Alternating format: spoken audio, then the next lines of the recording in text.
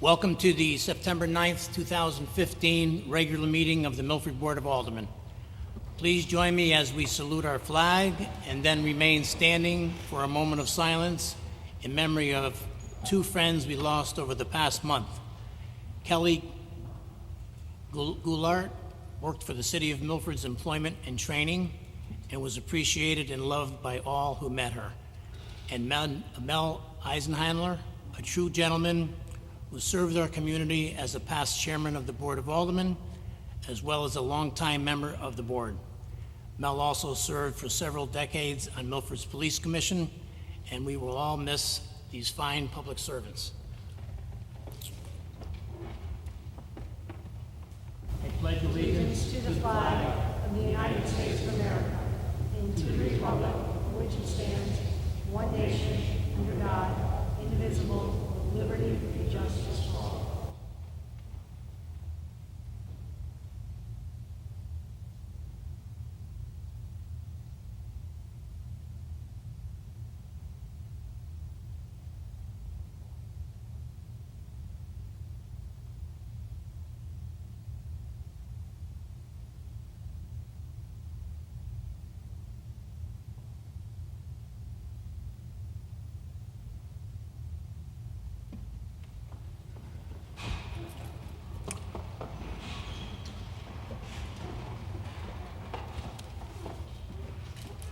Madam Secretary, will you please take the roll? Alderman Anderson. Present. Alderman Beer. Here. Alderman Casey. Here. Alderman Fontana. Here. Alderman Gurman. Here. Alderman Genatasio. Here. Alderman Golden. Did she leave? Okay. Alderman Hardiman. Here. Alderman Kubek. Alderman Shaw. Alderman Smith. Here. Alderman Stampford. Alderman Veccarelli. Alderman Vitro. Here. Alderman Vitale. 15 present, Mr. Chair. Thank you, Madam Secretary. We do have a quorum. The next portion of the meeting is devoted to public comment. Segments are limited to the legislative function of the Board of Aldermen. The time limit granted to each speaker shall be 3 minutes. Residents, taxpayers, and electors may address the board at this time. The board encourages speakers not to express derogatory, insensitive, or offensive statements or to engage in personal attacks against individuals. In order to allow everyone an opportunity to speak, I'd ask that everyone please limit their comments to 3 minutes. Anyone wishing to address the board can do so at this time.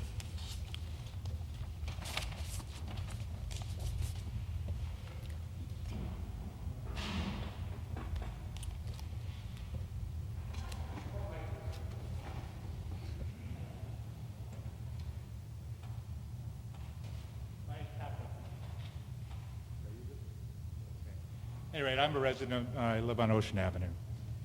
And my comment is in the form of the question, a rhetorical question. I don't expect an answer. My intention is to stimulate some thought and perhaps fix a situation that I think can be improved. But first, a little backstory. About 3 years ago, a friend of mine and I were coming back from crabbing, and we stopped at a little bar called Alpha's down on Naugatuck. And, half hour later we came out, went to the corner, stopped at Jolly Jug, and made the turn onto Broadway, headed west. About 3 blocks down, policeman pulled us over. Well, we didn't think we'd done anything wrong. We asked him why he stopped us, and he said, "For crossing the double yellow line." Well, you can't go down Broadway without crossing the double yellow line. There's cars parked and you have to go by. Anyway, he let us off with a warning. And later on, we figured that he saw us coming out of Alpha's and just wanted to see who was coming and going. Anyway, a year later, I'm coming back from the dump and I'm cruising down Broadway, and there's that little turn right by the Congregationalist Church. As I came around that turn and got that straightaway, at the end of the straightaway, I saw a police car kind of pulled out of parked out a little far. So first thing I did was I looked down at my speedometer, and I was fine. So I'm driving along, and I'm thinking, this son with a gun, I'm going to have to cross that double line to get by him, and then he can give me a ticket. Well, I'm looking at it and I'm thinking, I can make it. I can squeeze through there. Well, right as I'm going by, I made it perfectly, but right as I'm going by, my rearview mirror knocked his clean right off his patrol car. Well, so I stopped, and of course they had to bring in a sergeant. We couldn't just exchange insurance information because it was a city vehicle, and he wrote me up for failure to drive right. Well, I'm figuring I'm going to have to go to court for this one. So I looked it all up, Double yellow line. Can't cross it any time except to make a left turn. Turns out, single yellow line, can't cross that except to make a left turn either. Only reason for two lines is if one of them's dotted, which says that you can pass from that side but not from the other side. And then, of course, when one stops being dotted, then you have two solid yellow lines, like we have on Broadway. Well, I'm thinking about this, and the only difference between a solid yellow line and two solid yellow lines is one takes twice as much paint. Now, I was going over to the Christmas tree shop, and I'm riding down Rose's Mill Road, and there's a sign on the right that says, "Welcome to Orange," and that double yellow line all of a sudden becomes a single yellow line. Sir, you're at 3 minutes at this point, so can you... Oh, real quick. Anyhow, same thing on the way up to Derby, double yellow line to single yellow line. I'm a cynic. First thing to my mind is, who decides whether to paint double yellow lines or single yellow lines, and why is he in bed with a paint salesman?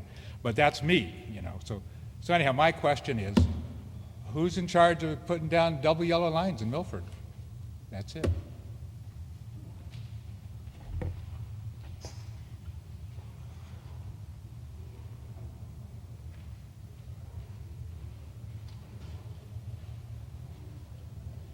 Is there anyone else who would like to address the board at this time?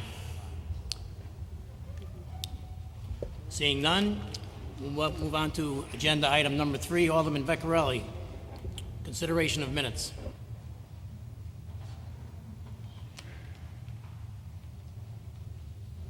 Mr. Chairman, I move to approve the minutes of the regular meetings of the Board of Aldermen held on August 3rd, 2015.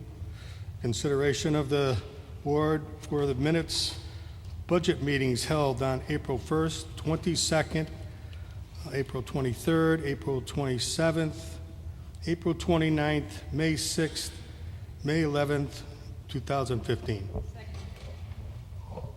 Motion has been made and seconded. Is there any discussion? Mr. Chairman, there's a revision. Alderman Anderson. Okay, we all have, thank you, Mr. Chairman, through you.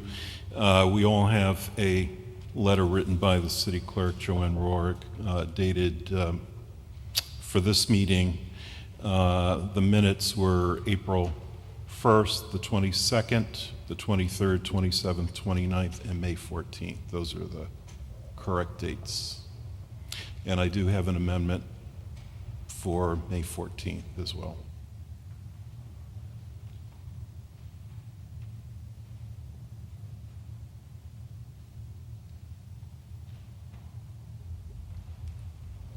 Is that noted, Kathy? What do you do? Thank you, Alderman Anderson. So noted. So I have an amendment for May 14th, if I can proceed. Absolutely. On the amendment that was offered by Alderman Fontana pertaining to the education budget, I was misquoted. It should say 5% of the 2% increase, and it currently reads 5% and 2%.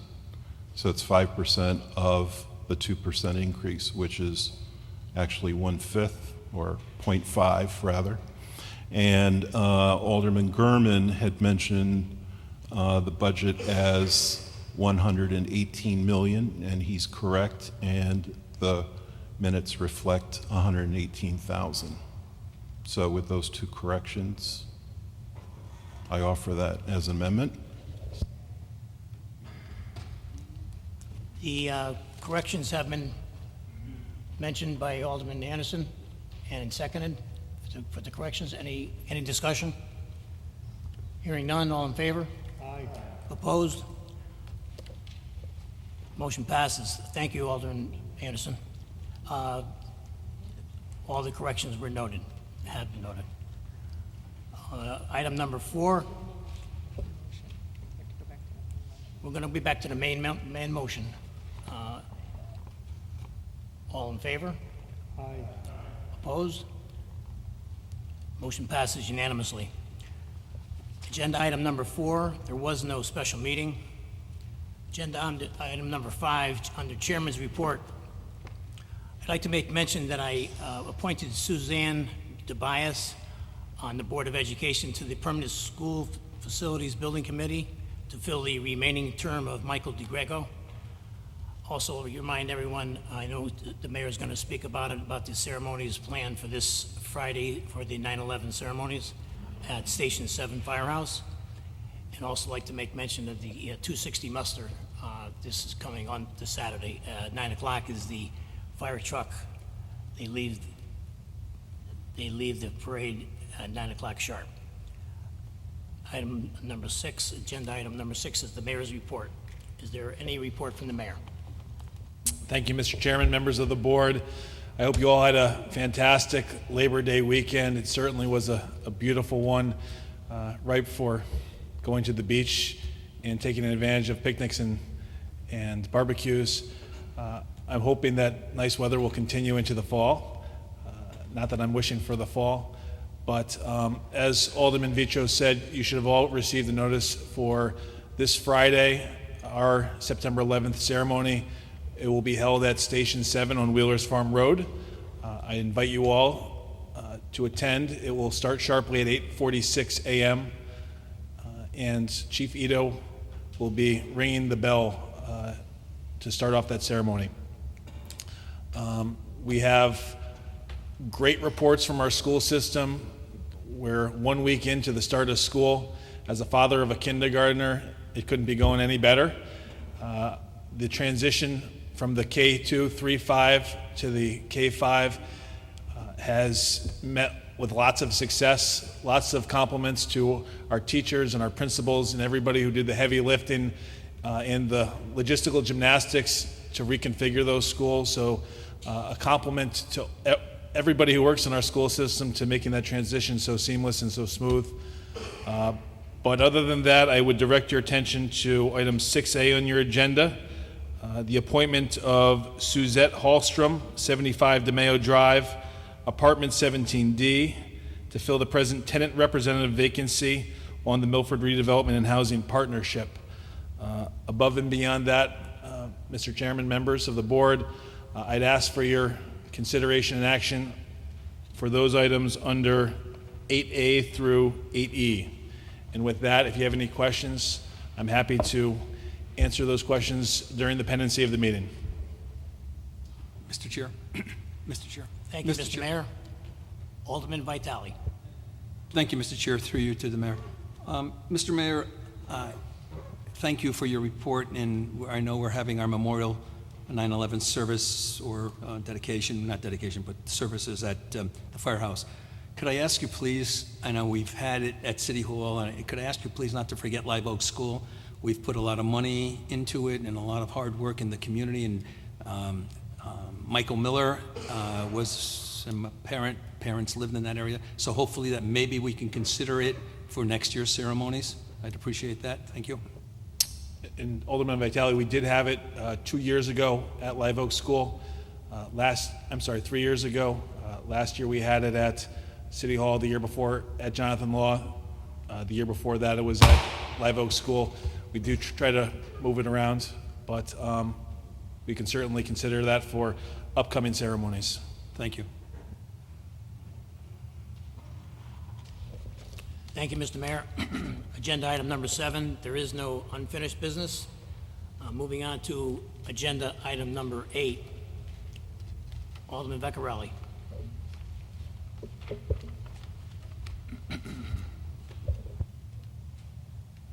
Mr. Chairman, I move to approve the request for the appointment of Eric Johnson, 40 Benson Street, an alternative member to the Milford Historic Preservation Commission. 5-year term, initial term expiring 12/31/18. There's been a motion made and seconded. Is there any discussion? Seeing none, all in favor? Aye. Opposed? Motion passes unanimously. Alderman Vecchiarelli. Mr. Chairman, I believe that Eric is here with us in the audience. If he could come forward and be sworn in by our city clerk. Absolutely.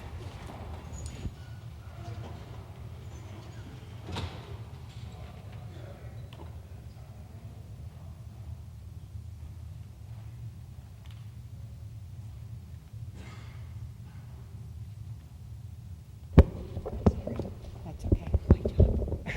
Do you solemnly swear or sincerely affirm that you will uphold your duties and responsibilities on Milford's Historic Preservation Committee to the best of your ability, so help you God, or under the pain or penalty for perjury or false statement? I do. Okay, congratulations.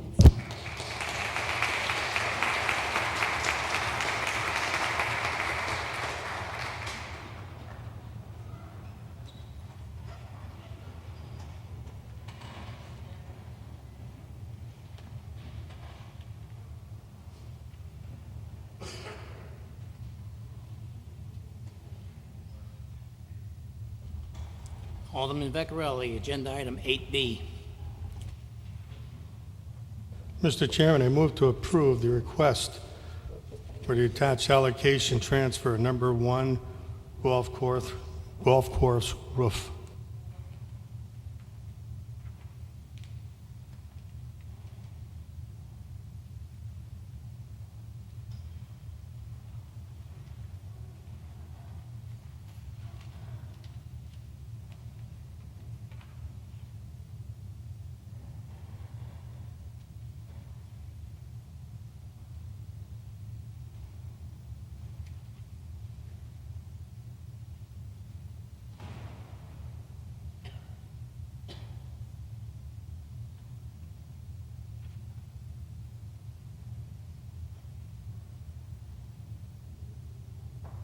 The motion's been read and seconded.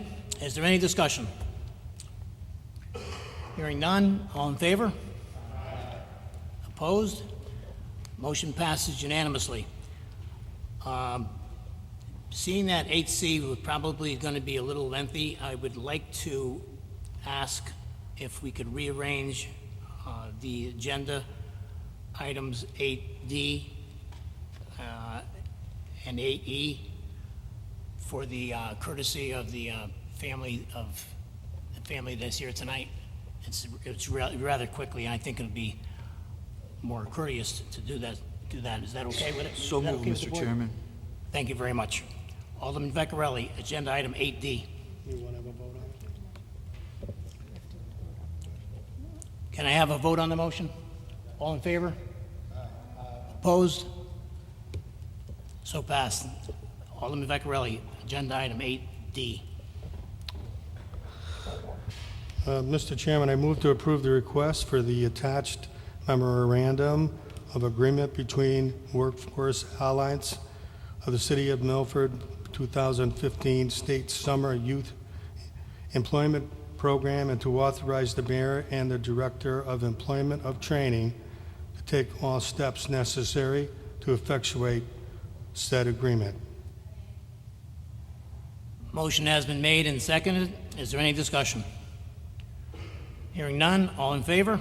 Aye. Opposed? Motion passes unanimously. Alderman Vecchiarelli, agenda item 8E. Mr. Chairman, I move to approve the request for the attached memorandum of agreement between the Workforce Alliance and the City of Milford for 2015 DCF Summer Youth Employment Program, and to authorize the mayor and Director of Employment and Training to take all steps necessary to effectuate said agreement. Motion has been made and seconded. Is there any discussion? Seeing none, all in favor? Aye. Opposed? Motion passes unanimously. Alderman Vecchiarelli, agenda item 8C. Mr. Chairman, I move to approve the request by Richard Ricardo for a lease of a portion of 2527 Daniel Street to Ellis Restaurant for an outdoor patio, and to authorize the mayor and city attorney to take all steps necessary, including signing all documents to effectuate said lease. Motion has been made and seconded. Is there any discussion? Alderman Beer. Thank you, Mr. Chairman. Regarding this lease agreement, I just want to say that our downtown area, very proud of it. And we're very fortunate that we have a great government, private business partnerships going on in a lot of areas. The harbor, we take care of through the government, and it's flourishing. We have a lot of businesses come downtown, invest money. Most of them are doing very well. And as an alderman, as a taxpayer, as a citizen, it makes me happy to see our downtown doing as well as it's been doing for the last couple of years. When we have a new business come in and invest a lot of money, I think it's the government's responsibility to open our arms and do what we can to help this business person do well. And part of that is keeping agreements, not setting up roadblocks, and being honest and open. Government is what is expected of Milford to these new businesses. This particular patio lease before us tonight has some opposition from some folks in the audience tonight, and I listened to a lot of the discussion in the public hearing tonight, and a couple things that came up during that. I'd just like to talk to those a little bit. Number one, the memorial benches are not on this leased area. I don't see how they would be affected or moved. I think if this lease were to be approved, it'll bring more people down to the area that would see these memorial benches. Noise has been another issue that's been brought up. I don't see how this patio is going to create any more noise than the existing downtown businesses already create. And I also heard people say that they live right above Eli's and the noise doesn't affect them either. So that argument really didn't persuade me to change my thought process. Another thing that came up during public hearing was due diligence and whether or not the present owner did his due diligence when he bought the property.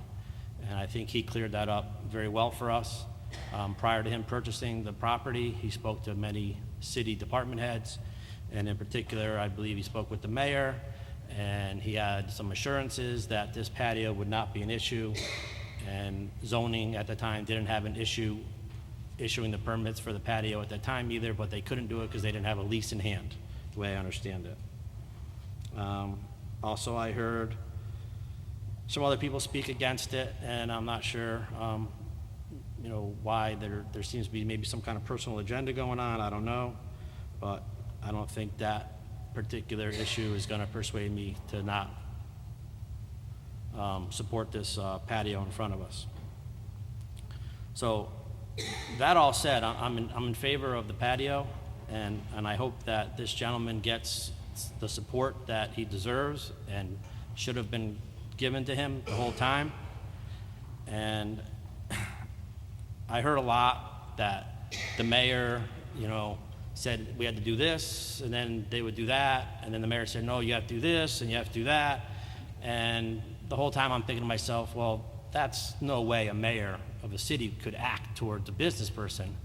So I was kind of skeptical about, how the mayor was representing my city to this business owner. But at the same time, I'm listening. I was saying, that doesn't make sense. Why would a mayor ever not be helpful, not a hindrance? And from what I've heard, and the mayor was not helpful at all. And I was still a little skeptical until my last meeting. And We sat here and spoke to the mayor, to the board, and said, how do we get this guy a lease? Well, we can't give him a lease until he goes to zoning.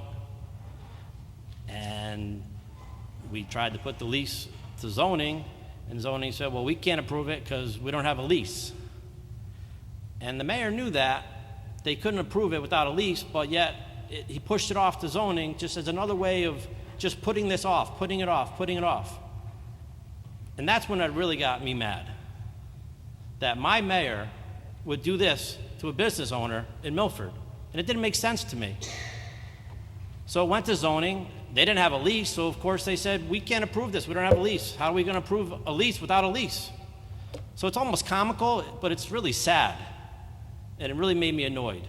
So I just wanted to put that out there. I was in support of this, particularly on a strictly business sense. I thought it was the right thing, and I thought the man deserved the lease. It was approved before. He kind of had assurance he was going to get it. And this man's been waiting a year to get this approved. And I've only been involved in the last 4 months, so I don't know what happened the first 8 months. But what I've heard is it's been a lot of runaround. And well, now I saw it myself. My mayor duped me. He duped me. I said, Mayor, we need to approve this tonight. No, can't do it. Send it over there. Wink, wink. They can't approve it over there because they don't have a lease. So here it is tonight. We need to approve this tonight and get it back to zoning so this guy can build a patio for next year because he already lost this year. So I hope that all the aldermen see the point that to me, it's simple. It's a slam dunk. The guy deserves a patio. It's not a park. It's a green space. There's still going to be a park aspect to this. It's going to be a couple patios, cafes outside together. I mean, that's what our downtown is. We changed our zoning to encourage businesses, to encourage apartments. I mean, we're trying to make it a dense area. I thought that was the plan. We put a plan together. That was the plan of Milford, to make our downtown denser so that businesses could do better. That's what we're doing. This is in line of everything that we're planning to do. I know someone said we should plan for it. Well, this is the plan. We have a patio. They're going to put another patio.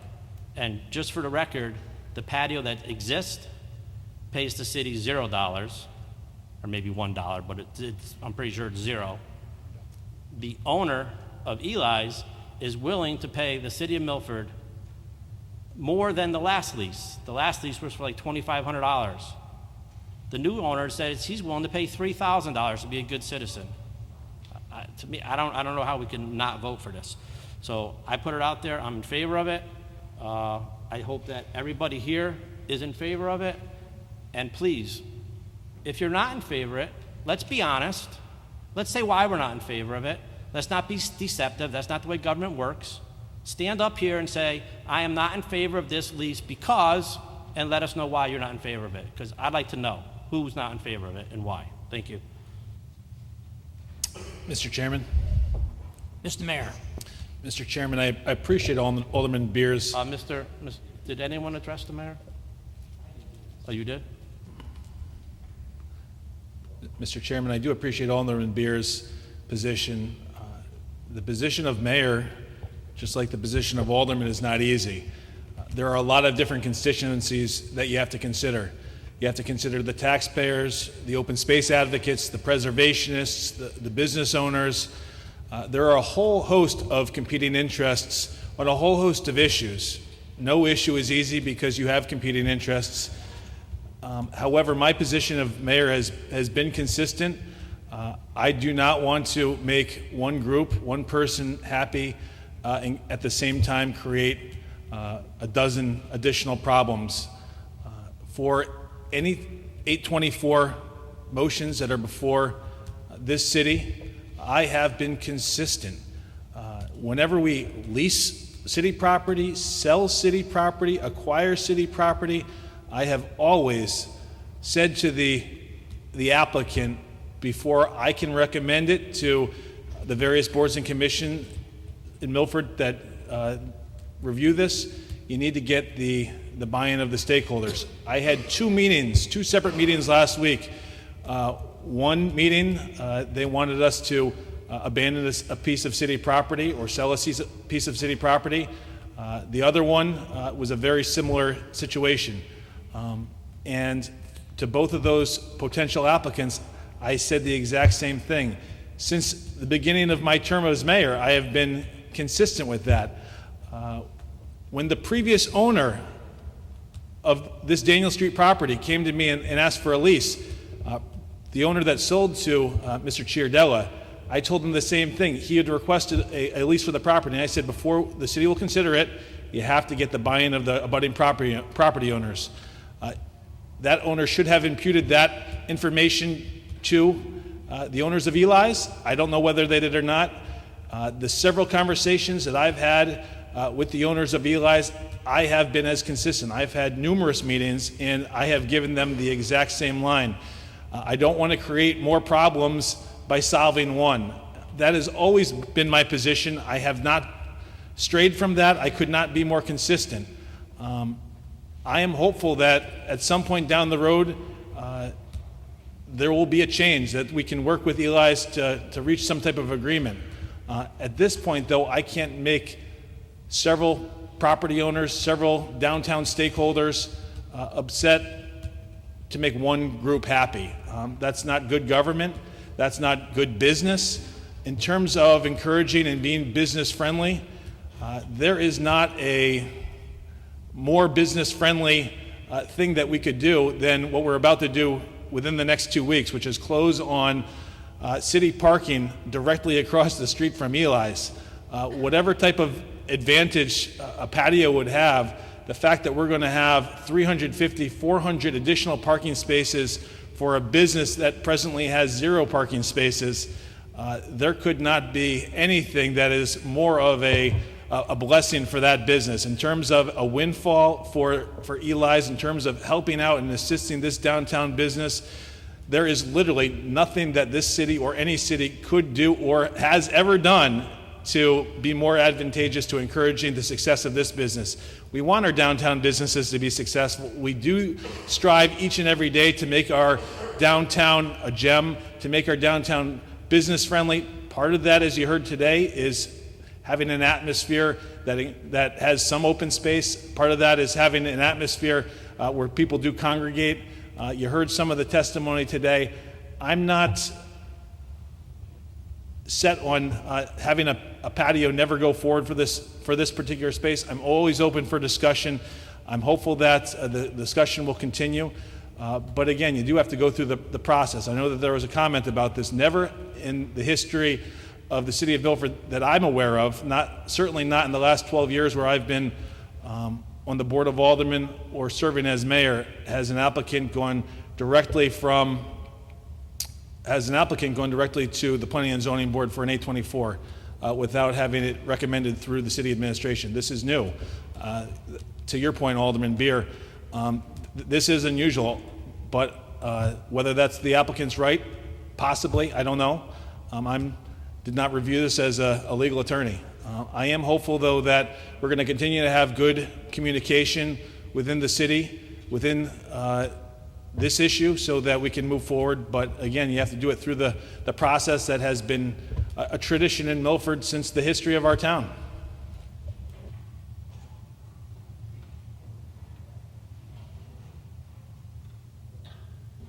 Thank you, Mr. Mayor. Any more discussion? Oh, Alderman Giannattasio. Thank you, Mr. Chairman, through you. I've been relatively quiet on this whole issue, but my awareness levels are very high. And the mayor just stated that he's open for discussion with the hope that someday there could be a patio. And he's not viewing this as a legal attorney, but the mayor, as we all know, in his prior career before coming mayor, was an attorney.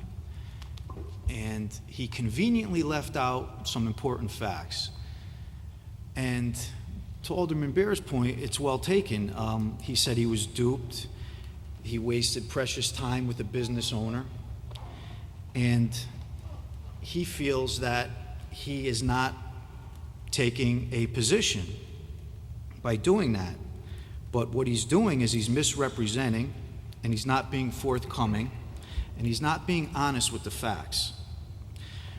We go into executive session. For those of you that may know or may not know, we have a city attorney. We are advised of all the facts, of all the pros and all the cons. So when a mayor who happens to be a former attorney conveniently leaves out the biggest fact of all, which is, everybody's with me, right? In order to even get the consideration for an 8-24, you need to have a lease in hand. I watched that meeting on TV. I watched Matt Woods stand up there and over said, you cannot approve this. There is no lease. Mayor Blake, shame on you for not making that point at our last meeting. Because what you did is not only deceive the citizens, but your own legislative arm of the city. You should bring this before the board and let the board decide whether it's good for the city. Not whether if it's good for you, for us, for everyone. That's government. That's how you govern. Furthermore, when the problem first arose, being a leader that you're elected to do is lead, you should have brought both parties into your office and you should have made them compromise. That's what leadership is. It's compromise. Not this, not in the paper. This is an embarrassment to the city, to your administration. You put us here. Your actions brought us to this point, to this meeting. You alone. Nobody else but you. Mr. Chairman? Yes, Mr. Mayor. Mr. Chairman, I realize that this is silly season, that this is the season right before the election, and things are said not because it's good government, but because there's a campaign going on and there's an election about to happen. And I understand the background to certainly Alderman Giannatasio's comments. That being said, I was very clear about what the charter says. Even the aldermen who are lay people and not attorneys should understand the role of the city administration, their roles as aldermen, what the process is, how leases are negotiated on behalf of the city. That is part and parcel of your responsibility as aldermen to understand how the basics of city government work. I did make it clear at the last several Board of Aldermen meetings how city leases happen, but above and beyond that, as aldermen, you are charged with doing the business of the city. You are charged with making sound, reasonable decisions. You can't make sound, reasonable decisions if you don't understand the city charter, or you can't do the research to understand how our local ordinances and our city government operate. So with that, Mr. Chairman, if you do have any questions throughout the rest of this discussion, I'm happy to answer it. Our city attorney is happy to clarify, but these are the basic questions that as aldermen you should understand.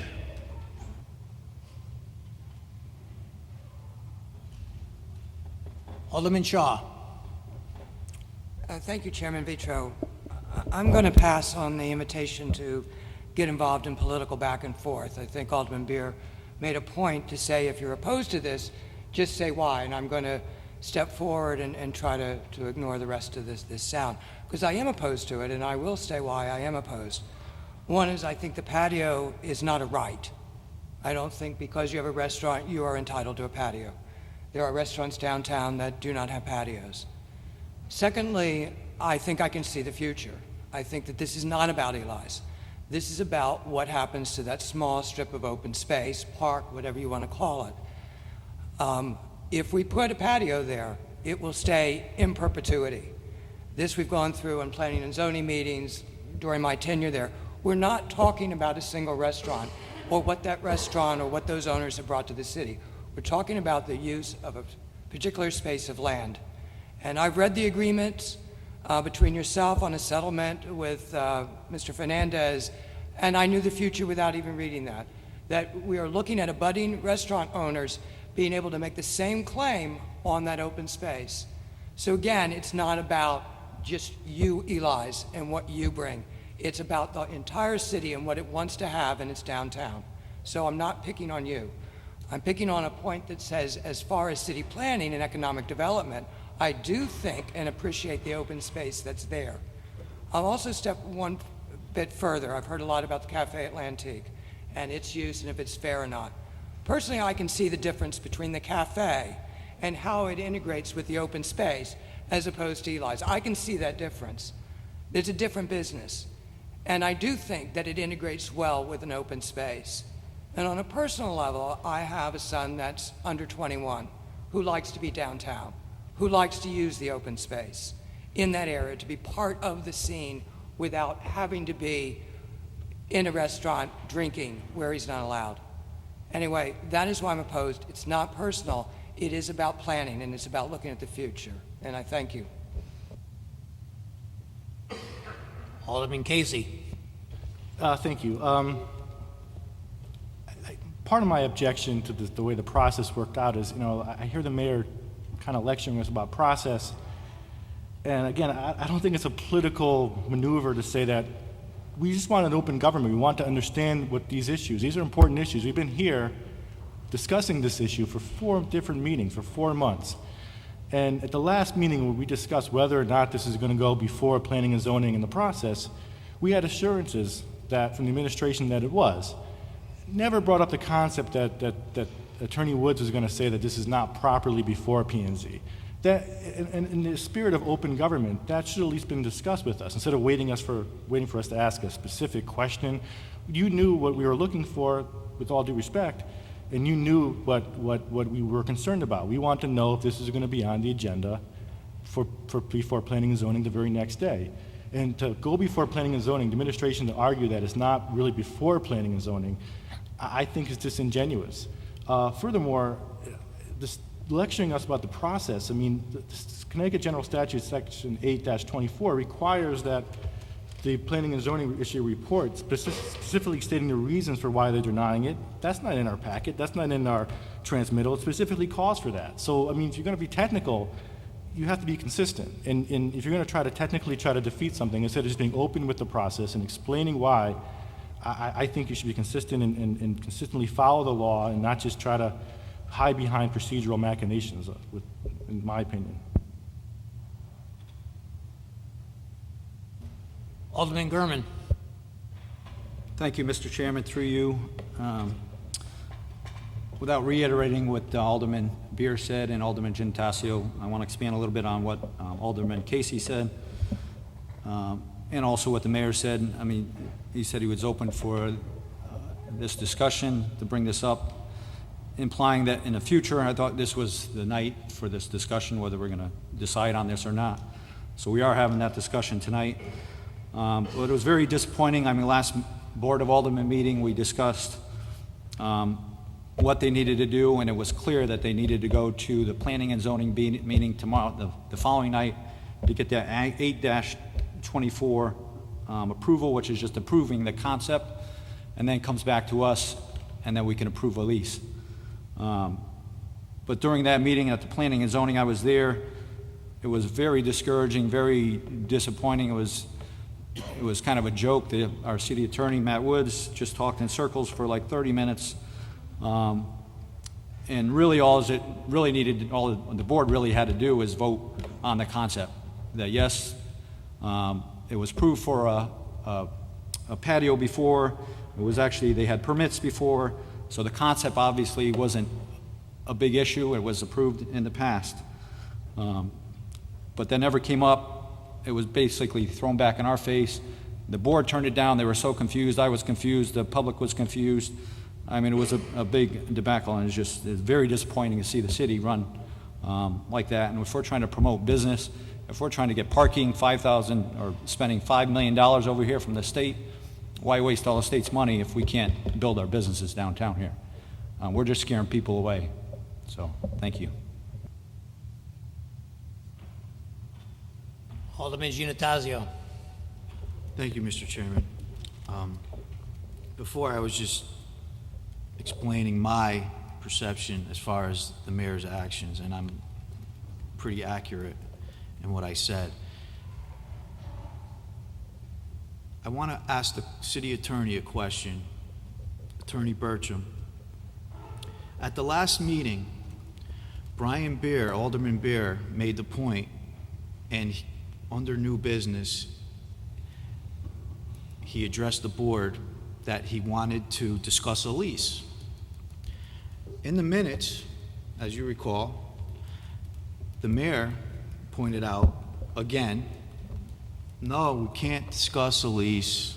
It has to go to planning and zoning. And that was the furthest thing from the truth. We were right in the fact at that meeting, Brian Beard, in the way that it was presented, that we really should have been talking about the lease. So I find it as a big waste of time.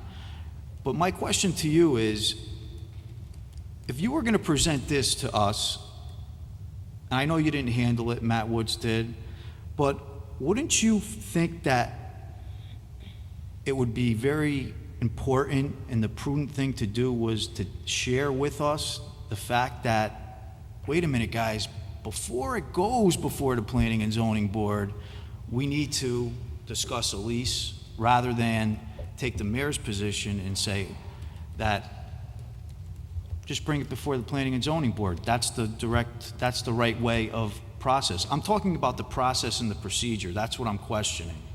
We were misled.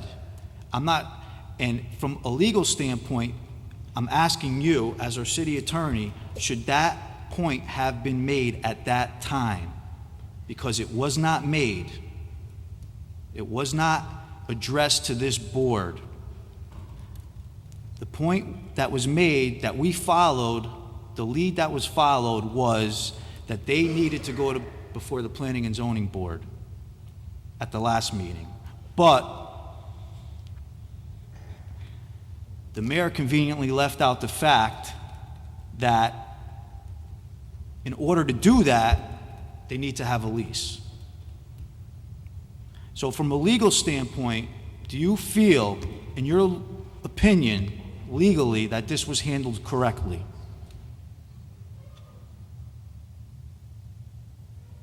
Ready? Mr. Chair, through you to Alderman Giannatasio. Yes. I'm going to answer your last question. Was the process handled properly? Yes. As I told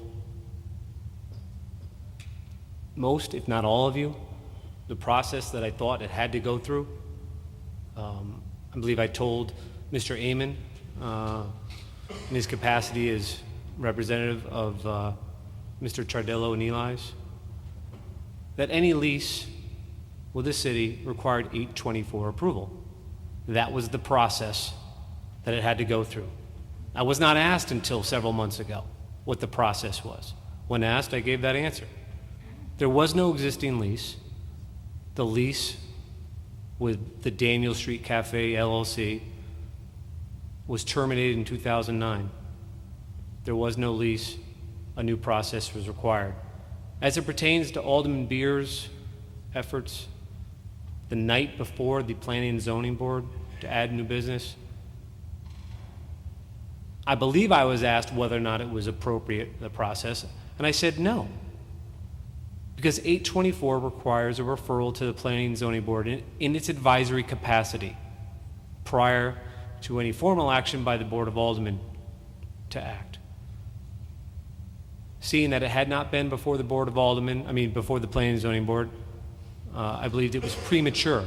While you could have discussed it, you could not have taken action that night because it would have been the cart before the horse in my mind. So that's where I'm not clear. We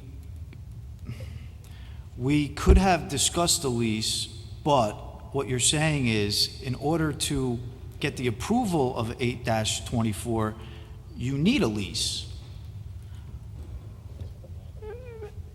Mr. Vitro, through you to Alderman Giantassio, I wasn't at the Planning and Zoning Board, but I'll give you my opinion as to needing a lease, not needing a lease. And I think several of you have mentioned, this is unique in that there was an application directly to the Planning and Zoning Board from the applicant. Every other time I've dealt with it, every other time I think the city has dealt with it in the last decade plus, we have had a proposed lease agreement. The board, both the Planning and Zoning Board and the Board of Aldermen, are asked to consider, do you want to lease this land, city-owned property, to this private entity? In this instance, the city was not making the application. It was not its burden or obligation to provide a lease. I think that was the point that Mr. Woods was trying to make. That's how I heard it. I didn't see it. I was an obligation elsewhere that evening. I think that, I hope that's responsive to your inquiry. I guess at the end of the day, we were never advised that we needed a proposed lease before this would even be entertained in front of the Planning and Zoning Board at the 8-24. 824 provides the authority for the city to lease public property. The terms and conditions of the lease are to be negotiated by the charter, by the mayor. I assume he'll use the city attorney's office as his tools to negotiate the lease. It's much easier, I think, in the practical sense, to evaluate whether you, as an elected official, Planning and Zoning Board member, Board of Aldermen, whether you believe the city should enter a lease if you have a proposed lease in front of you. I do not believe it's absolutely required, because the terms and conditions of such a lease are oftentimes done after the authority is given. Attorney Bertram, I'm looking at the memorandum 8C in our packet, the ruling. It states, at its meeting held on Tuesday, August 4, 2015, the Planning and Zoning Board voted to deny the request of Rick Chardello, did I say that right? To enter into a lease agreement with the City of Milford to utilize city land in combination with private land to establish a previously approved patio for Eli's Restaurant. So now, please explain to me and the members of the board and everyone here, why or how can the Planning and Zoning Board deny the request to enter into a lease? Isn't that the legislative responsibility of this board? How could they make a ruling based on a lease that they're saying that they're denying him? The state statute, 8-24, the Connecticut General Statutes. So you're comfortable with this, the way that this was ruled at that, the way that this is The Planning and Zoning presented? Board has asked for It a says favorable. that they denied the request. They denied the request to enter into a lease. Explain that to us. If you give me the opportunity, Mr. Chair, through you to Alderman Giantassio. 824 from the Planning and Zoning Board. I believe Alderman Casey actually cited it correctly in his legal capacity. He read the statute. It's a report. It acts in an advisory role. In fact, there's no right of appeal from the Planning and Zoning Board's decision. So you may be reading it literally, but it's a report. The decision is this board's. That's why this board, with an unfavorable recommendation as it currently exists, requires a 2/3 vote of this board. So my point is, how could they deny the lease? They're not looking at it for a lease. They didn't even have a lease presented to them because the mayor conveniently left that fact out. So here we are again. It's not good government. I don't agree with this denial, the way that it's written. Alderman Vecchiarelli. Yes, if I may shed a little light on this. There was a lengthy discussion on the Planning and Zoning Board not having anything solid in front of them to look at. And it was at this point that Matt Woods advised that there could be, the Planning and Zoning Board could rule negatively or positively on the concept of a lease agreement. And that was all that he made recommendations on. But in here, the word concept has been left out. So there never was a lease agreement for the P&Z to look at, and therefore there could be no determination to rule either favorably or unfavorably on it. So could they, in concept, say a lease agreement, yes or no? He ruled yes, that they could do that, and in fact, that is what I think they did. They said, in its concept, without a lease agreement in front of us, conceptually, we would deny this application. So Mr. Gennatasio is going off of what is written here, which as conveniently the word concept has been left out, which we could argue this all night on that. Alderman Vitale. Thank you, Mr. Chair. In what Alderman Vecchiarelli has just stated, the concept needed to be conceptual. So now what we're saying is the Planning and Zoning Board says we will deny the request to enter into a lease. So therefore, since they denied it, we now need a 2/3 vote to turn it around, where there should have been a simple majority, because they should not have denied an individual's rights to enter into an agreement or a lease. That's what's confusing to me. I mean, we just taken this body and said, we are not going to accept any verbiage from you because you have no right. And yet it should have been initiated at the administrator's part, at the mayor's part.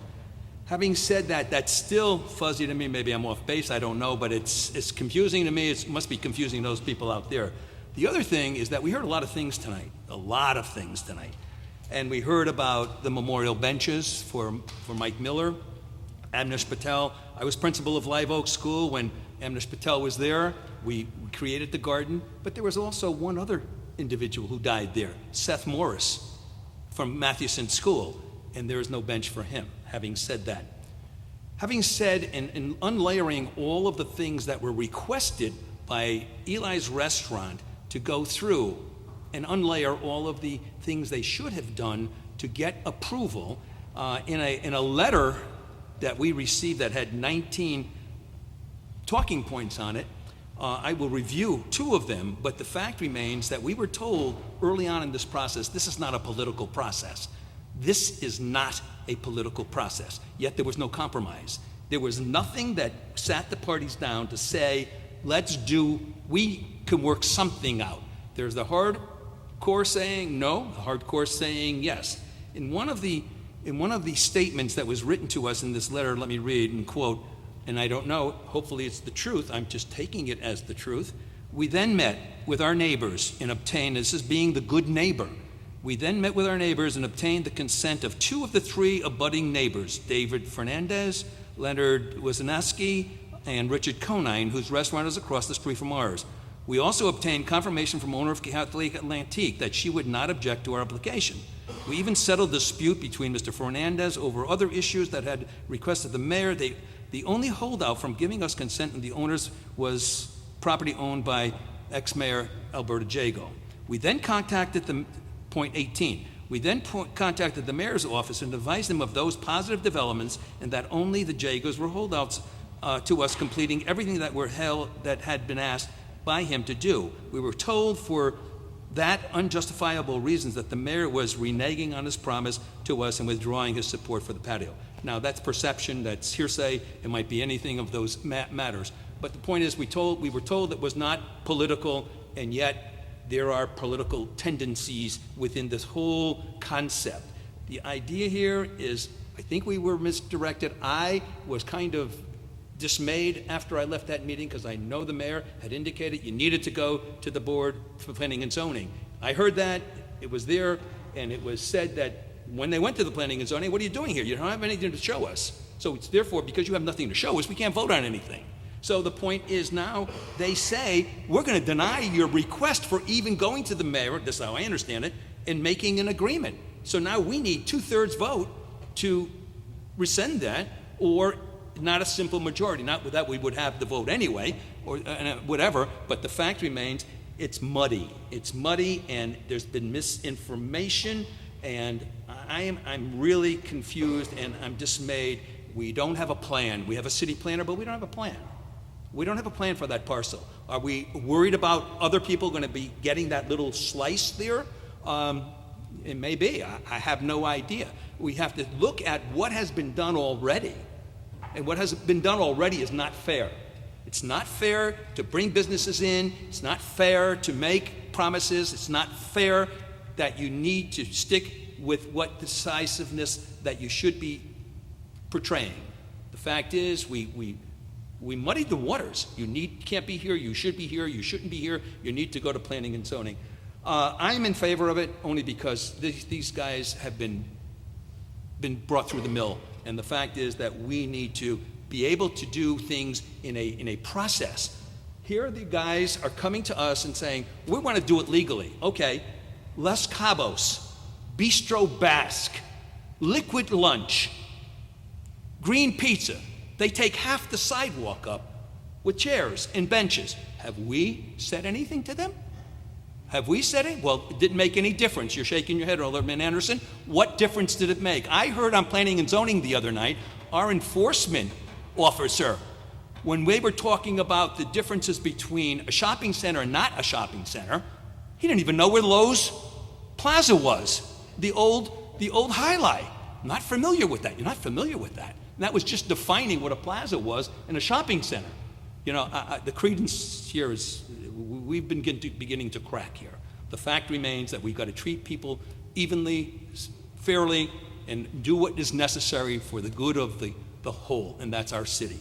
So those are the reasons why I would be voting for it, only because we've messed these people up in doing in the due process that we told that would be acceptable to the city, and it wasn't. Thank you.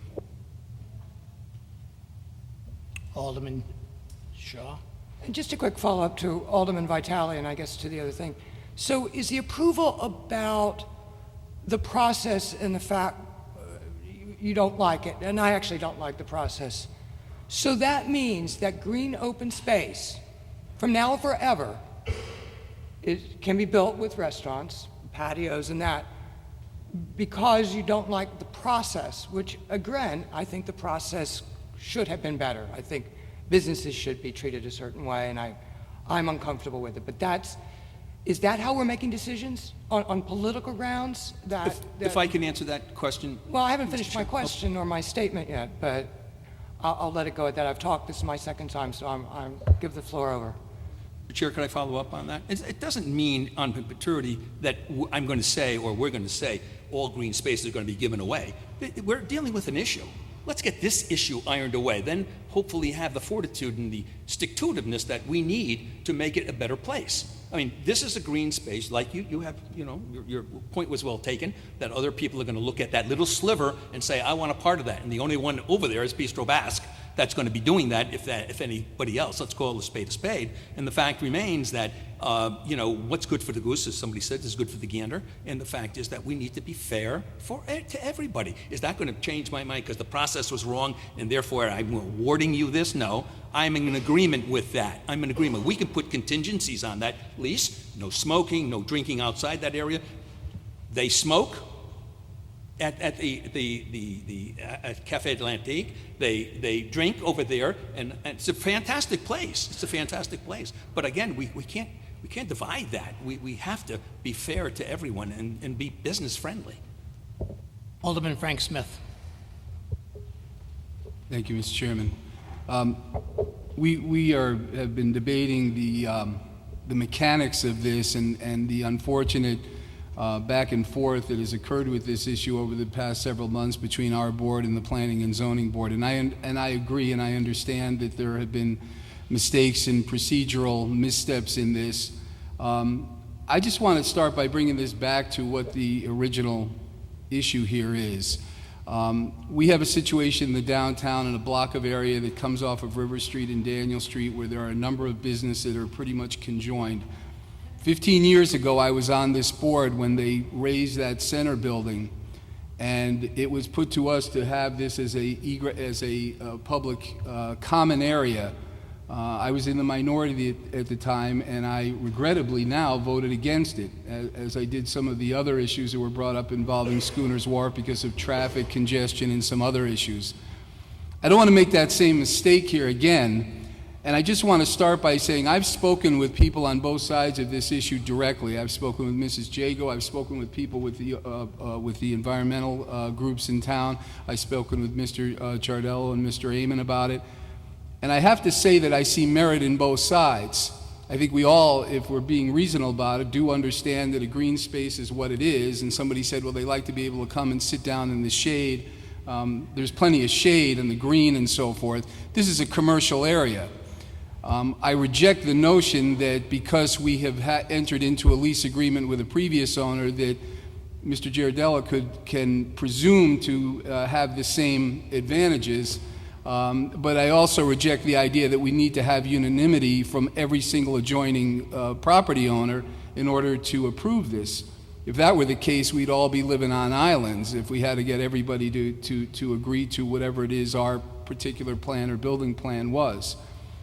I have no doubt that when Mr. Giardello brought this up before people in the Planning and Zoning Office, that he was given some tacit assurance that this thing had already been resolved somehow. And I don't mean that somebody in the Planning and Zoning Office was being disingenuous or leading him or speaking out of turn. I think they felt that was probably the case. And I believe that he was given every reason to believe that that was probably something that would be appropriate and that would be little problem in securing that.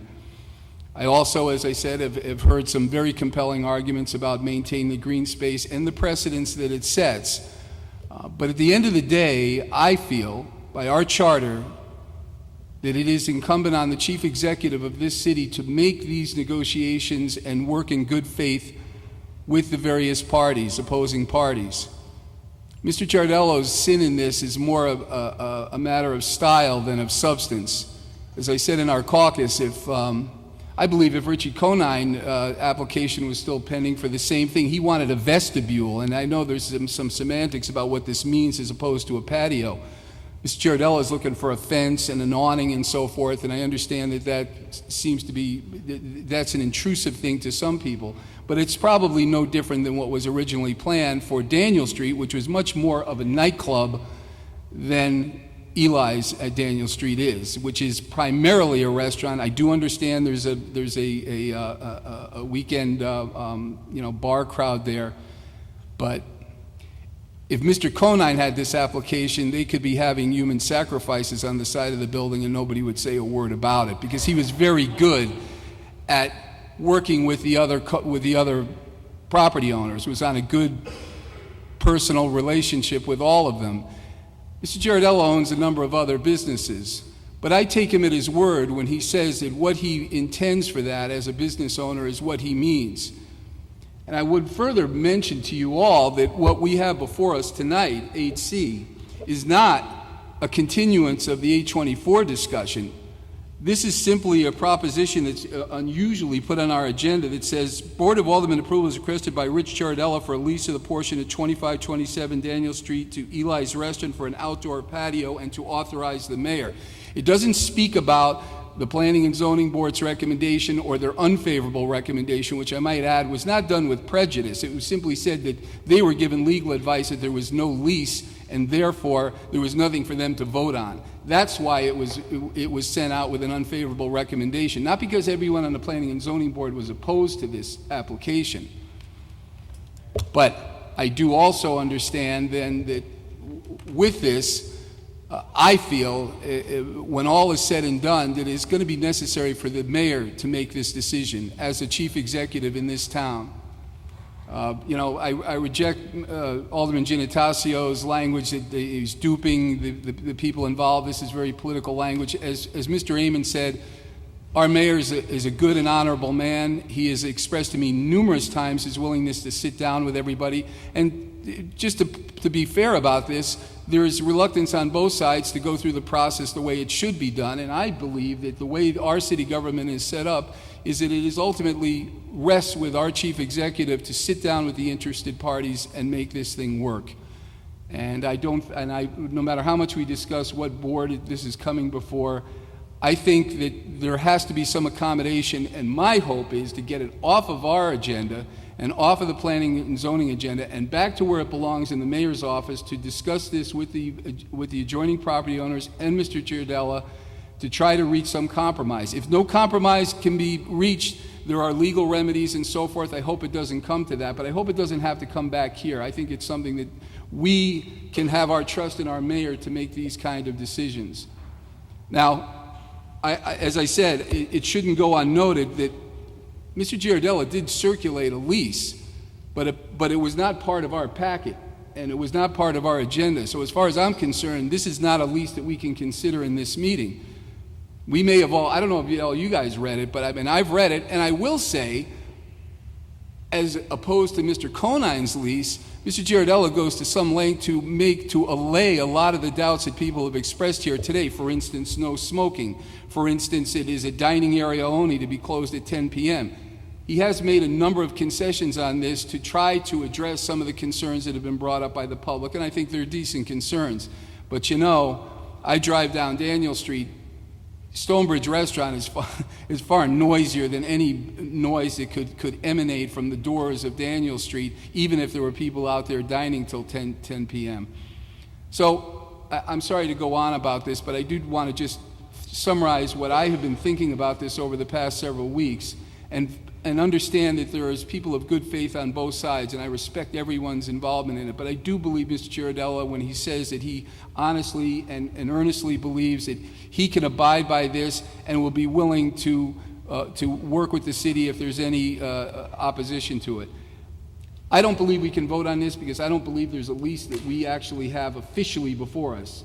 I've seen the lease, Mr. Giardella, and that could be an excellent model to begin the discussions with the mayor's office and the adjoining property owners, but we don't have a lease. So I will relinquish the floor, but before we get done with this discussion, and I know it's probably not popular on my caucus either, but I would submit that for the purpose of the Board of Aldermen to recommend that we authorize the mayor to enter in negotiations at his discretion with the proper parties with Mr. Giardella to find some accommodation with regard to the patio. I believe we do owe Mr. Giardella that for his time, and I believe the legitimate assurances that he's been given, and I think it's incumbent on the city to do that, and I'd like to put that in the mayor's office as opposed to this board.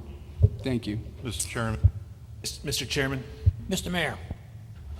just to follow up to Alderman Smith's point, after each of the last several meetings, I've gone to either Mr. Giardella or Mr. Amon and asked that my office is always open and available if they want to continue the discussions for a lease. That's something that I've put to them after each of the last several Board of Aldermen meetings that they've attended.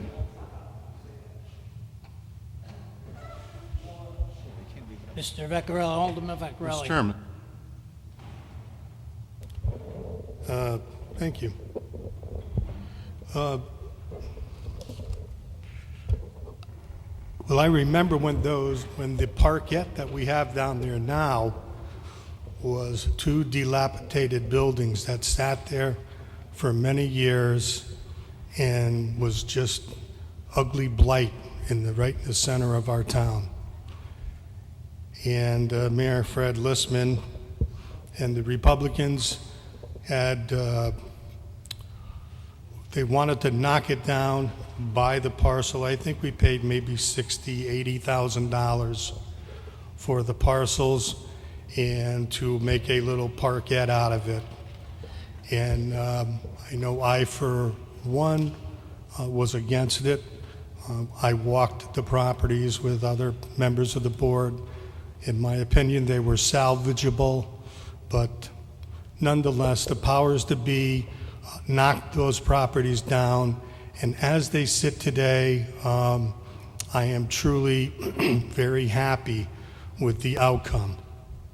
I can't say it was completely wrong, because I don't know what it would have looked like had they been revitalized. It was said that it was, if they knocked it down, that it would be, take out a few of the smiling teeth in the mouth of the city of Milford. But like as I said, it turned out, I think Mayor Listman did a good job down there, and he did what he thought he wanted to do, and I commend him on it, because it came out pretty nice.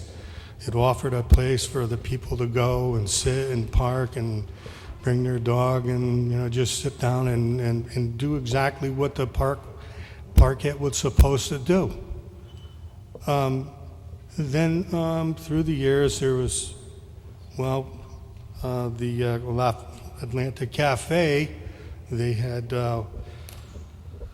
wanted to put a little some tables and chairs out there, and we looked at it and we thought about it, and I'm sure that if you look back on the public record, you'll see me saying that in order for that to happen, those tables and chairs would be open to the public. So if you went and got a Subway, you can go over there and sit down and eat a Subway.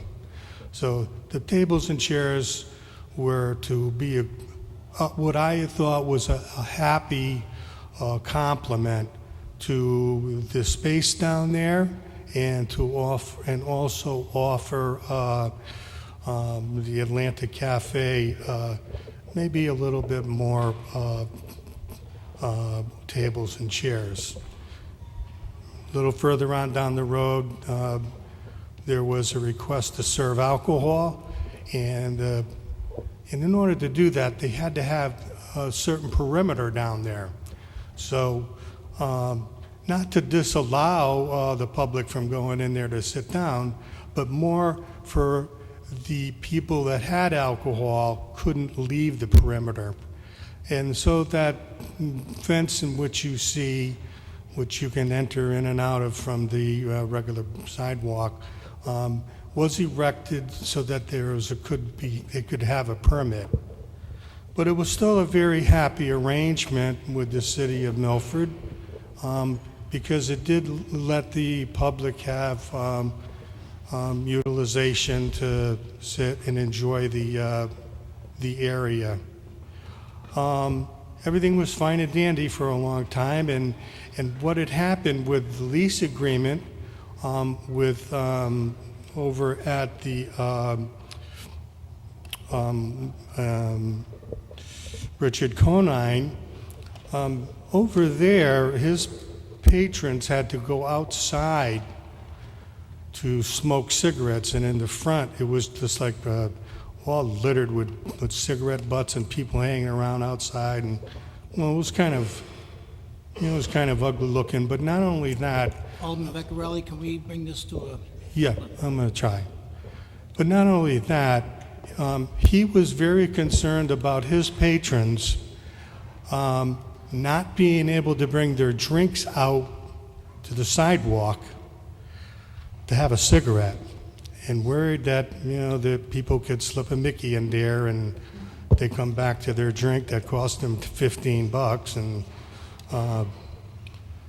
so he had asked to put a small little area outside for a couple of tables and chairs, just for the people that could go out there with their cigarette and their their drink and be safe. And, you know, I, for one, didn't think it was a bad idea. They weren't looking to overrun the whole area.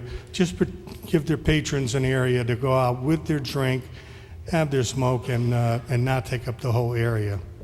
Well, he never acted upon that. That never happened, and so that was over and done with.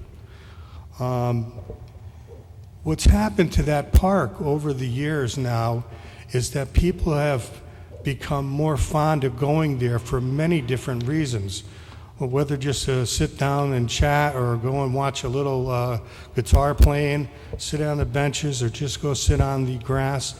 It brings back to me what, really what Fred Listman had always envisioned it to be, and what I think it turned out to be was a very nice parquet, what it was meant to, what he meant it to be. And so to further infringe upon it and to try to slice it up, I think that most of the people that I have talked to, either on email or on the phone or through the course of the day, have all been for leaving the park the way it is. I have to simplify this. It is a parkette. From the people that I've spoken to, the vast majority of them like it the way it is. And so I don't really see a big reason here to change that, because it's really for the enjoyment for the citizens of Milford and the taxpayers. And for that, I think I have to side. I have to side that way.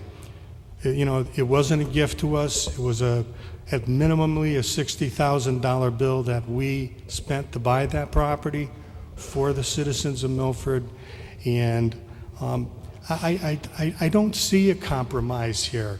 I can't, and I am a compromising person, but to say that, well, okay, maybe we'll give you this, and maybe we'll get that, to me it seems at this time, at this date and this year, that the parkette is doing the job that the Republicans had first put in place. And I look at them now over there, and they're the very same ones now that are trying to dismantle what Fred Listman put together, which I might add is I think he did an admirable job. But I cannot support breaking up this park and splintering it any more than it already is. So I'm sorry if I took too long to say that, but I am a long speaker. Thank you. Mr. Chairman, Alderman Anderson, I'd like to call a 5-minute recess, please. 5-minute recess.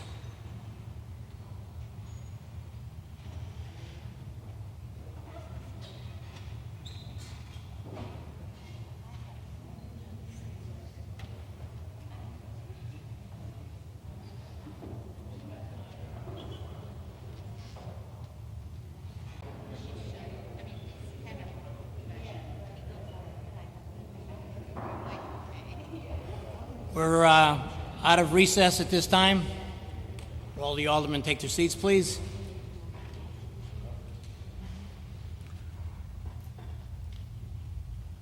I was ready to remind everyone that we have a motion was read and seconded, and I think I've been more than fair as to let everyone have a discussion. But I do owe anyone that has not spoke, I'm going to give them a chance to speak. I think the only one on this side that hasn't spoke is Alderman Fontana. Do you have anything to say? I just wanted to know what happened to the City of Compassion. We had all agreed to that in the beginning of the year, that we were going to treat everyone without exception with equity, justice, and respect, and we were going to break down political boundaries, and we haven't done that. This applicant has a valid request that has been given to others, and it's just embarrassing, I think, for the city that we haven't done this for him, and that's all I have to say. Has anyone wished to speak on this side that has not had a chance to speak so far?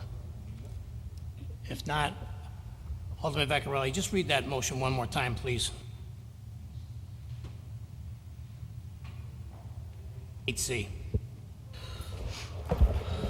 I move to approve the request by Richard Garandello for a lease of a portion of 2527 Daniel Street to Ellis Restaurant for an outdoor patio, to authorize the mayor and the city attorney to take all steps necessary, including signing all documents to effectuate said lease. And that motion has been seconded. Mr. Chairman? Mr. Chairman? Yes, Alderman Beer. Thank you for recognizing me. Just point of order. Has somebody moved the question? First of all, I've sat here for 10 years, and I've never once moved the question on anybody. Is that what you're trying to do right now? Or Yes. That's exactly what I did. I gave everyone an opportunity. When you move the question, that's just what you're going to be doing. You're making sure everyone had an opportunity to discuss that hasn't already. Who's moving the question? It was moved by Alderman Anderson. You didn't move the question. Why? I never saw that as a viable, good idea at any time, and especially tonight because I have a few more things I want to say. But Actually, Alderman Beer. I've never done it to anybody. Beer, I moved the question. I forgot. He was the one that called for a recess. I moved the question. So you want to move the question? I've never done that to you. I've never done it to anybody. You want to move the question on me? You don't think we've had enough discussion on this subject? Are you kidding? I want to talk some more. Well, Who's seconding that? Second. Wait a minute. Who's he talking about? We're moving the question, okay? I moved the question. Everybody had an opportunity that spoke. I've been quiet for a half an hour, 45 minutes. I spoke once, then I listened to everybody else speak. Excuse me, I just wanted to get some clarifications on this. That's all. Respectfully, Mr. Chairman. I'll be quick. We just came off a 5-minute recess. We gathered our thoughts, and Alderman Bear, he'll be brief. Motion on the floor. There's a motion on the floor. Second it. I second it. Motion on the floor and seconded. So we're going to bring this motion to a vote. All in favor? Aye. Opposed? No. Roll call vote, Madam Chairman. Madam Secretary, sorry. Alderman Beer, Alderman Anderson? You could start with Alderman Beer. Yes. Yes. Thank you. Alderman Beer? I vote no for the question. Alderman Casey? No. Alderman Fontana? Alderman Gurman? Alderman Gennatasio? No. Alderman Golden? Yes. Alderman Hardiman? Yes. Alderman Kubek? Alderman Shaw? Alderman Smith? Alderman Stanford? Yes. Alderman Veccarelli? Alderman Vitro? Yes. Alderman Vitale? 10-5, motion carries. Mr. Chair, I know there's no more discussion, but just the discussion, the verbiage here that we're voting on? Correct. Could I just make a comment on that verbiage? And I don't know if it's legal or not. We're On voting that on, we're voting on the motion. Voting on the main motion. We're voting on the main motion that said that we have to effectuate a lease. What are we voting on? Where's the lease? Voting on 8C. Voting on 8C. Let's do the vote. Effectuate a lease. Where is the lease? Where is the lease? How could you vote on something you don't have?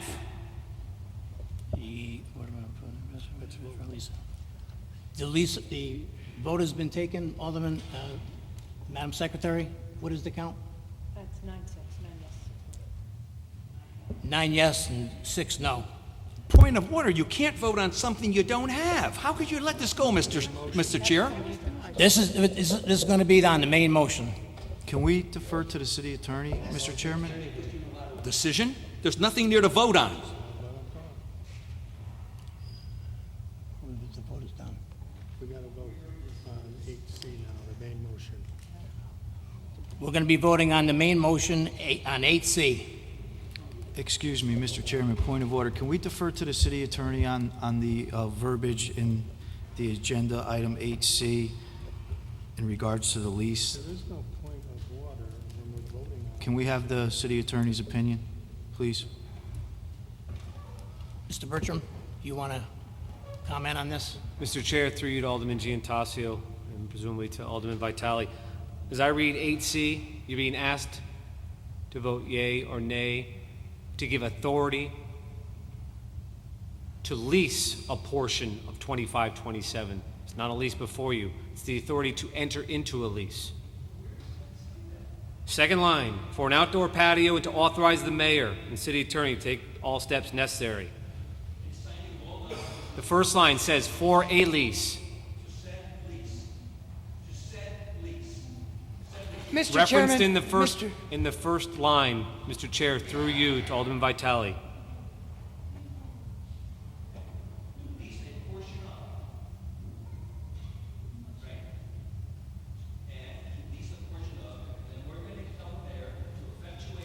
To effectuate that lease. What lease? What lease? We don't have anything in front of us to vote on.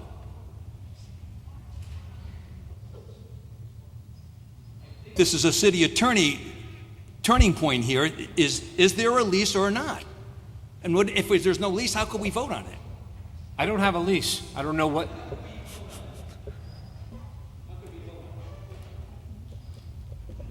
Mr. Bertram, did you want to make a comment or not? Can we proceed?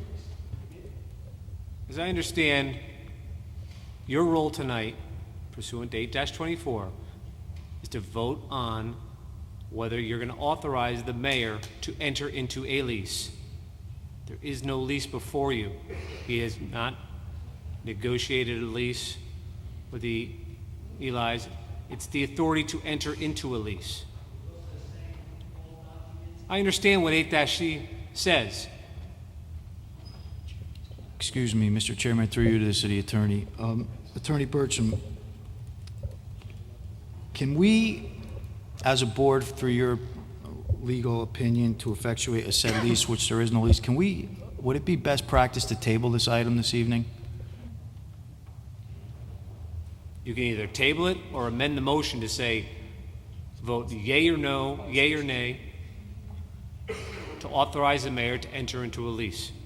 A lease. A lease as opposed to said lease. I would be in favor of making a motion if the board would agree to table this agenda item until we have an effectuate lease that we can vote yes or no on. I think that is what's before us this evening, and under the circumstances, the prudent thing to do would be to table at this point. So I make a motion to table. There's a motion on the floor to table this motion. And a second. Any discussion on the motion? There's no discussion on the table. All in favor? All in favor? Opposed? No. Roll call vote. Madam Secretary. Alderman Anderson? No. Alderman Beer?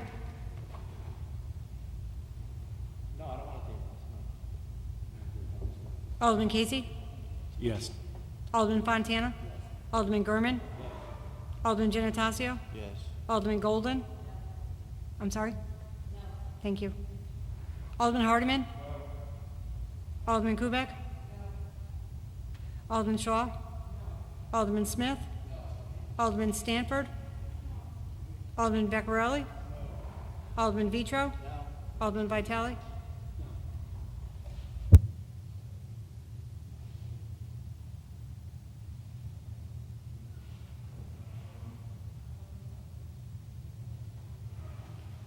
(11-4), the motion fails. On the original motion, all in favor? Excuse me, Mr. Chairman, I'd like to make a motion to amend. And the amendment We didn't have a second. Is anybody going to second that? Second. Motion to amend, and then we get a second. Make the motion. I'd like to amend this motion so we can vote on a lease. Mr. Chairman. Mr. Chairman. Alderman Anderson. Point of parliamentary inquiry. Through you to the maker of the amendment, do you have specific language that you are putting before us at this time? I'd like to amend to include, to effectuate the said lease. Where's the insertion? Where is it being inserted? That's the amendment. Vote it up or down. Through you, Mr. Chairman, Alderman Anderson. Alderman Giantassio, that is what it states, isn't it? I'm amending it to include the lease. I understand. Can you read the entire language that you're amending, please? To effectuate, it's going to read the same way, the last line where it says to effectuate and include the said lease. So, through you, Mr. Chairman, what changes, Alderman Giantassio? We're going to use the word include before effectuate, and it's going to remain said lease. So we're adding the word include. Would you like me to spell it for you? There's no need to, there's no need for that. No need. Let's not, Well, let's keep it, It's keep it very respectful. simple. It's very simple. Let's just keep it respectful, and Alderman Giantassio. Mr. Chair? Mr. Chair? Alderman Shaw. Mr. Chairman, can I just get a clarification? Is it the intention that we are including in this motion the lease that was presented by the owners of Eli's? Is that the intention? Well, the intent is, as the mayor put on the record, that he's willing to negotiate a lease with the owner, which he said prior to our recess. So we're going to leave it up to the mayor and the owner to manufacture the lease. Right, Mayor Blake? Isn't that what you said?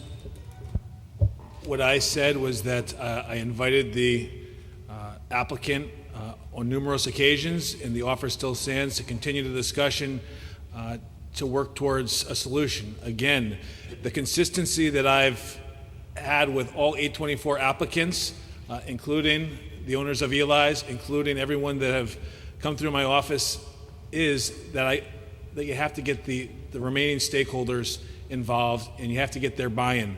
Every single 824 application that has been presented to me, I've had the exact same message. There has been no wavering, and I'm happy to continue the discussion with any of the parties involved, with all of our downtown folks. That has not changed. This seems to be belabored, though. I don't understand how the recommended amendment would change in any way, shape, or form the substance of this motion. Mr. Chairman, may I ask the mayor a question, please? Through you Alderman to Mr. Mayor. Ryan Beer. Okay, Mayor Blake, thank you. We've had a lot of discussion tonight, and it's, I volunteer my time here. I'm here because I want to do what's right for the city, and I think we've already beat this thing to death. Unfortunately, everyone has to listen to it. You, the mayor of Milford, have an obligation to represent this city. You gave the owner some parameters to work out, and you said you would be a advocate, liaison, whatever, hopefully a good cheerleader for Milford, and as our chief executive officer, negotiate something so that this guy could get what was originally, I'm not going to say promised, but indicated that he would have with the purchase of the property. He did his due diligence. He met with all the property owners. Alderman Vitale read Mr. Tardello's statements as to what he did to get all the owners to agree with his proposal. In anything, business, politics, whatever, sometimes personal things enter into discussions. And if somebody has a personal agenda against somebody else, for whatever reason, And you can't get that person, no matter what you do, to come out and say, oh, I'm in favor of what you want to do. It's your job to be in the middle, not to jump to one side of the one person that's opposing the patio. And maybe I'm wrong, but that's the way I see it. There's a group of 4 or 5 people, and I don't even agree with that, by the way. I mean, if it's right, it's right. It doesn't matter Alderman if everyone Beer. agrees to it. I have a question. Let's just make it quick, because you're going on and on again. I know. But the bottom line is, we're here because of the mayor, and I just want him to, I just really wish he would represent Milford better and explain his position, because I don't think he did a good job. Mr. Chairman, isn't there a motion on the floor? Yeah, there's a motion on the floor to effectuate a lease. By the way, the lease was given to the government. Once again, somehow it didn't show up in our agenda. I saw the lease. I don't know where it is. I don't know why it's not in my agenda. I thought that's what we were voting on tonight. It's not here. It's just more deception after deception after deception, and I'm tired of it. So just vote it down, Chairman, up or down. Mr. Chairman, I Mr. understand that we have an election. I understand that Alderman Beer. It's not about an election. I'm not running for mayor. It's not about the election. I say what I say no matter what's in front of me. Point of order. I call like I see it. Mr. Chairman, Mr. Mayor. Mr. Chairman, through you, I understand the position that Alderman Beer is taking. This has become a political issue. The election is coming up. Not for me. I recognize that Mr. Beer is running for political office. You come made November. it political, Mayor Blake, and there's going to be residual effects. However, at the last meeting, you saw a dozen different speakers come to the podium, each of which is a local downtown stakeholder. They either reside there or they own a business there. It wasn't one entity. 5-minute recess. Mr. Chairman, I think I still have the floor. You do. Move it, Mr. Mayor. This has turned political. I don't understand the basis of it, but this is not good. The position that some of these aldermen have taken is not good for downtown business. It's not good for Milford's image. I am punctilious, if nothing less, about the image of our city. And the fact that there has been this stain brought upon us by a few aldermen wishing to make cheap political points does not sit well with me. It does not sit well with the city of Milford. It does not sit well with the residents of Milford. Again, for cheap political points, this issue has really torn away at our local city government, and I don't appreciate it. And I think we've heard enough about this discussion. I think we have enough information to vote up or down on this question, but it really has tarnished the reputation and sullied the city that I love. You brought it here, Mr. Mayor.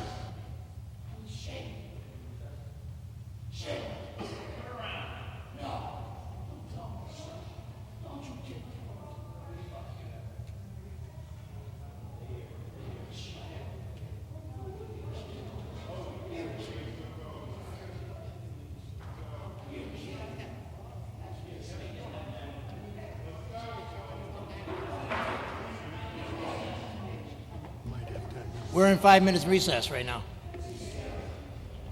What? Okay.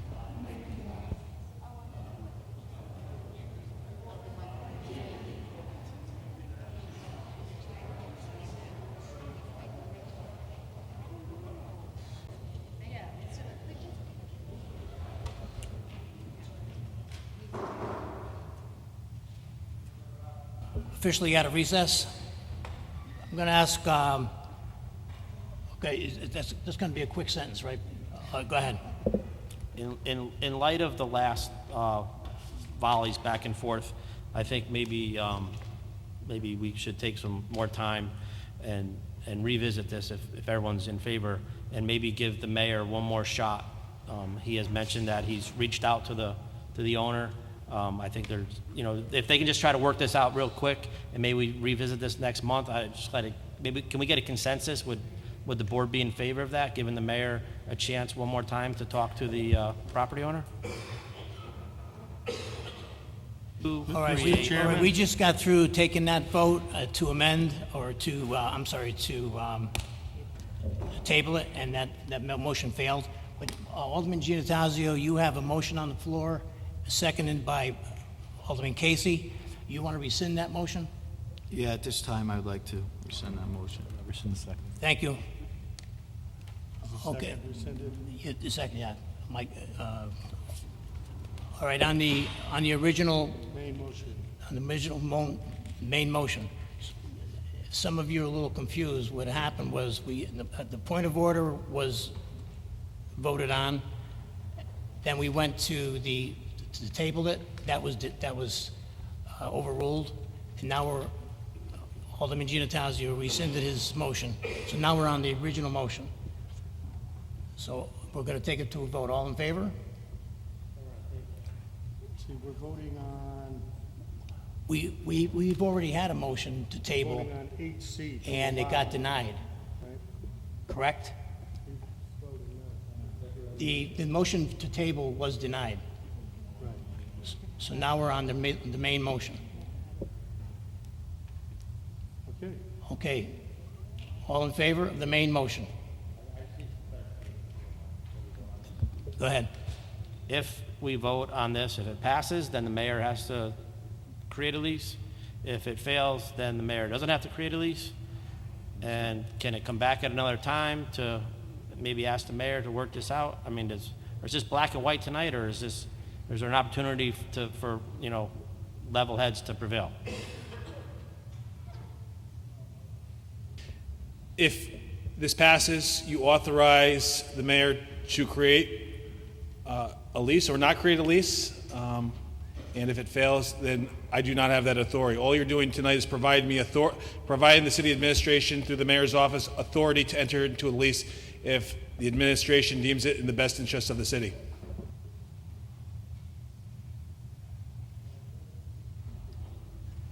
Is that clear, Alderman Beer? Alderman Beer, is that clear?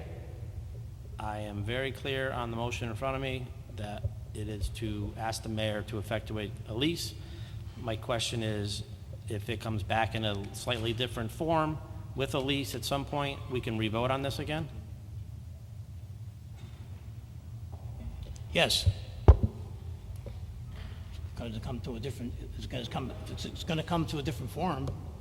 It's going to have another life of its own.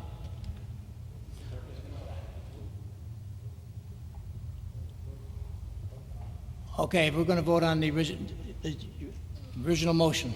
All in favor? Opposed? No. Roll call vote, Madam Secretary. Alderman Anderson? No.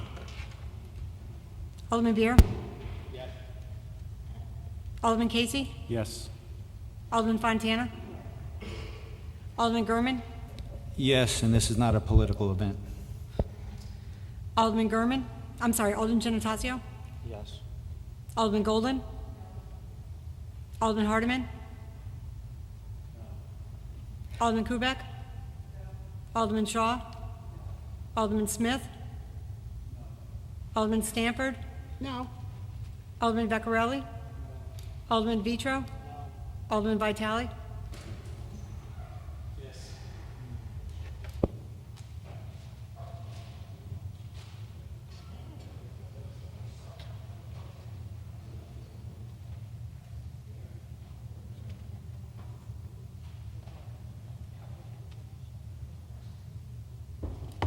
Motion carries 9-6.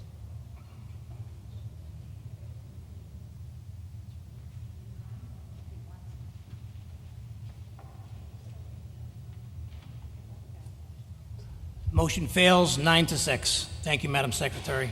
Alderman Veccarelli, agenda item 10. 10.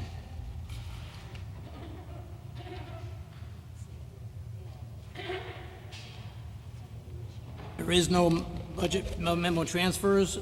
Agenda item number 11. Moving on to refunds. Alderman Veccarelli, agenda item number 11A.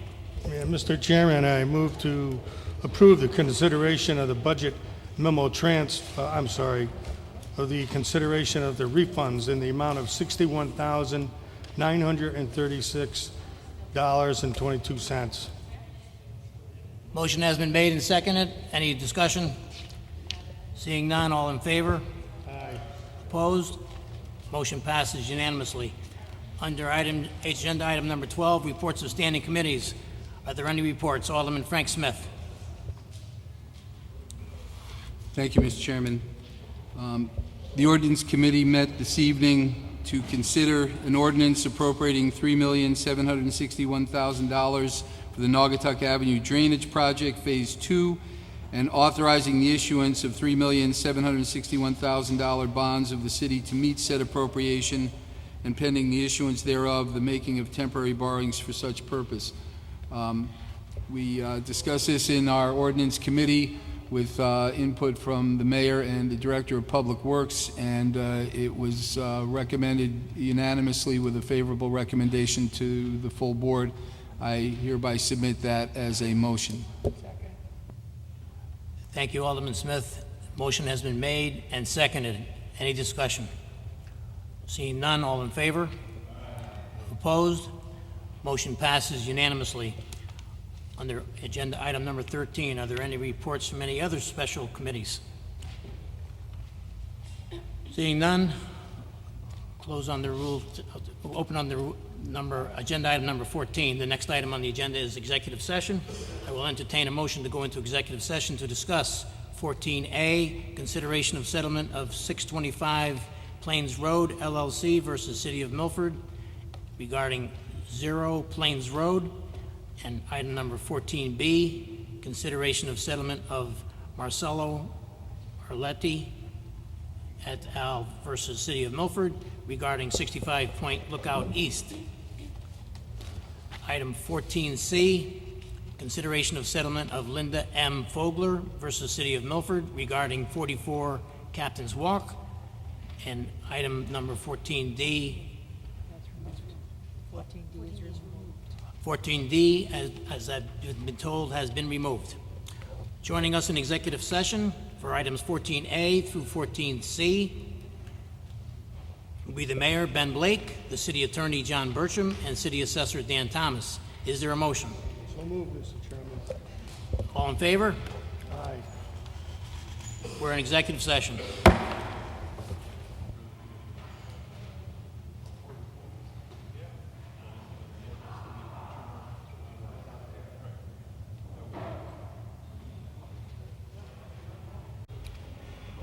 Will the aldermen please take their seats?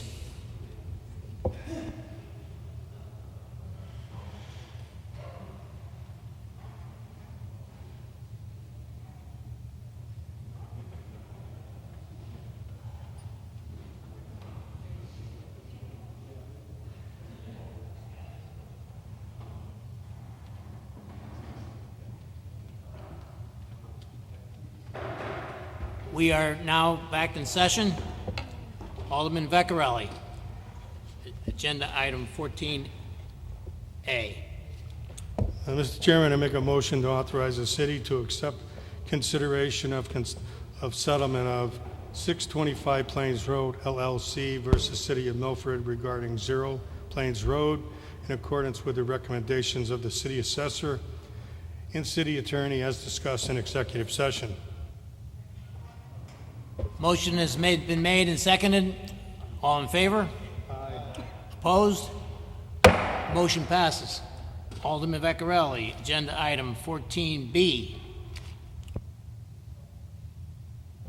Mr. Chairman, I make a motion to authorize the city to accept consideration excuse me, of settlement of Marcelo Olarte et al. V. City of Milford regarding 65 Point Lookout East in accordance with the recommendations of the City Assessor and City Attorney as discussed in executive session. Motion has been made and seconded. Any discussion? Seeing none, all in favor? Opposed? Motion passes unanimously. Alderman Vecchiarelli, agenda item number 14C. Mr. Chairman, I make a motion to authorize the city to accept consideration of settlement of Linda M. Fogler versus City of Milford regarding 44 Captain's Walk in accordance with the recommendations of the City Assessor and the City Attorney as discussed in executive session. Motion has been made and seconded. Any discussion? Hearing none, all in favor? Opposed? Motion passes unanimously. Before we adjourn, Alderman Hardeman has an announcement to make. Ladies and gentlemen, we have an Irish festival coming up on September 18th and 19th. You're all invited. Friday night is a $5 night. Saturday is a $10 day, all day. We will have a lot of food. There'll be jewelry and clothing and a lot of great music. And yours truly serving all the beers. So, please come out. And by the way, I know I'm a big part of it, being the permittee, but there is no politicking. I refuse to have anybody. Well, I threw out a politician last year. So he was a Democrat too. So, come on out. We'll have a good time.